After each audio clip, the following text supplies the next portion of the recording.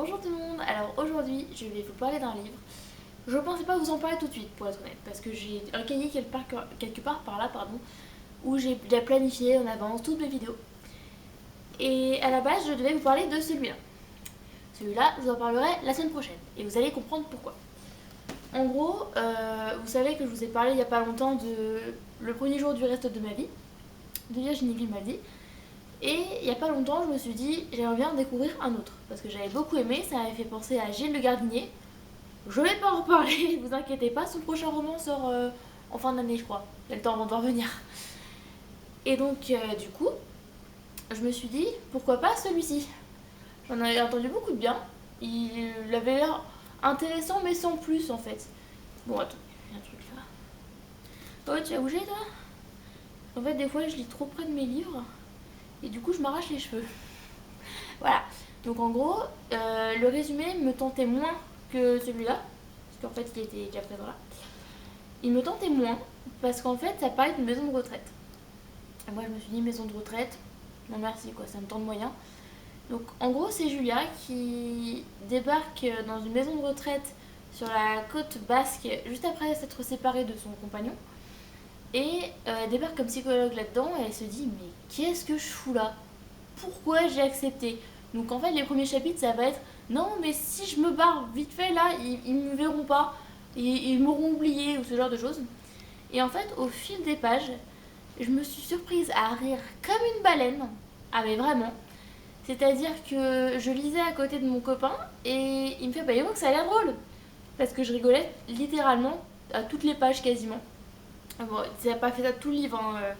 On va dire pour arrondir les 200 premières pages, ça m'a fait ça quasiment tout le temps. À quasiment chaque chapitre, j'étais morte de rire.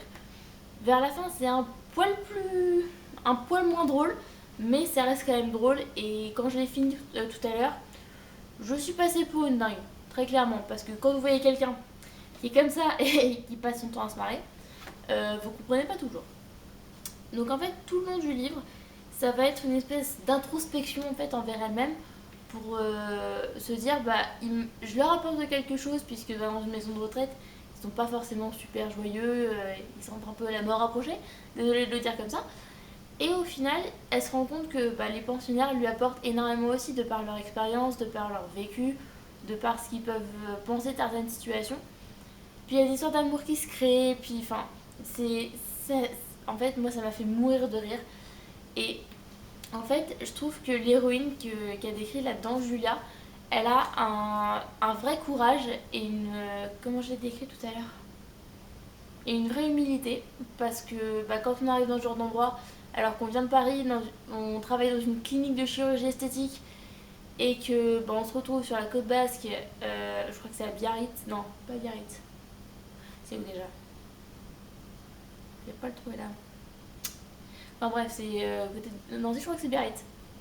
Donc quand on se retrouve à Biarritz, dans une maison de retraite, avec des petits vieux qui limite n'ont rien à foutre de ce que vous pouvez bien leur raconter, qui vous racontent leur vie parce que vous leur demandez et qui la plupart du temps vous racontent n'importe quoi, bah faut quand même, excusez-moi de l'expression qui va être très vulgaire, mais faut quand même en avoir dans le pantalon. Hein, parce que moi je serais incapable. Donc franchement, j'ai surkiffé. Et c'est pas parce que. Enfin, c'est que le deuxième que je lis et que j'ai dévoré. C'est vraiment, j'ai surkiffé. Vraiment. Et si vous ne me croyez pas, lisez-le. Vous allez comprendre pourquoi j'ai kiffé. Non, mais en fait, ce qu'il y a d'intéressant avec cet auteur, et pourquoi aussi il me fait penser à Gilles Le Gardinier, c'est parce qu'en fait, j'ai l'impression qu'elle parle comme elle parlerait dans la vraie vie. C'est-à-dire que c'est pas des longues phrases alambiquées qui veulent rien dire pour les trois quarts des gens. Faudrait que je vous retrouve le truc, mais qui m'a fait mourir de rire. Mais vraiment. Euh, Par exemple, non, je vais pas la dire celle-là parce qu'elle est vraiment vulgaire. Mince, faudrait vraiment que j'en retrouve une. C'est quelque chose de magique, quoi. Parce qu'en fait, des fois, je lis une phrase et j'explose de rire. Mais vraiment. Et puis, enfin, je sais que c'est. Enfin, j'hésite beaucoup et je sais pas trop comment en parler. Parce qu'en fait, j'ai vraiment adoré. Et pour que je modifie mon planning, que je vous parle pas de celui-là, qui pourtant j'ai vraiment aimé aussi, et que je vous parle de celui-là à la place, c'est vraiment que j'ai adoré. Alors en plus, il coûte pas très cher, il coûte 8,20 €. Et je l'ai eu un peu moins cher parce que je l'ai acheté à la Fnac et que j'ai la carte. Alors, ok, elle est à 10 euros pour 3 ans, mais au moins, je fais des économies. Petites, mais des économies. Donc voilà, sachez qu'il y en a d'autres de Virginie Grimaldi. Il faudrait que je retrouve les noms.